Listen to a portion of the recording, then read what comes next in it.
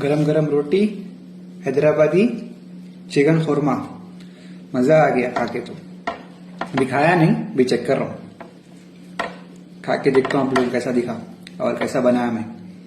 बिस्मिल्लाह, जबरदस्त। आप लोग भी ट्राई कर सकते हैं सऊदी अरब में जो जो भी लोग हैं।